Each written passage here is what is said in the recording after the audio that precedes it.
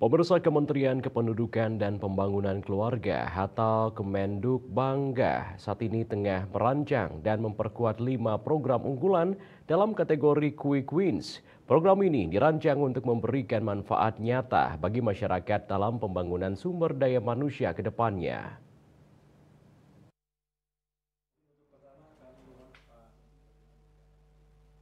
Bertempat di kantor BKKBN di Jakarta, Kementerian Kependudukan dan Pembangunan Keluarga atau Kemenduk Bangga saat ini tengah merancang dan memperkuat 5 program unggulan dalam kategori Quick Wins.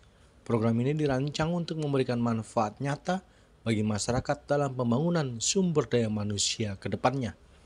5 Quick Wins tersebut meliputi gerakan orang tua asuh cegah stunting, Taman Asuh Sayang Anak, Gerakan Ayah Teladan Indonesia, Lansia Berdaya, serta Super Apps Keluarga Indonesia. Menteri Kependudukan dan Pembangunan Keluarga Wi Haji melakukan evaluasi implementasi program ini hingga tingkat lini lapangan dengan melibatkan kepala perwakilan BKKBN Provinsi di seluruh Indonesia. Diskusi tersebut bertujuan untuk memantapkan dan mengoptimalkan 5 Quick Wins agar hasilnya dapat dirasakan langsung oleh masyarakat luas. Dari Jakarta, Julius Suharto dan Ketut Sumadiasa melaporkan.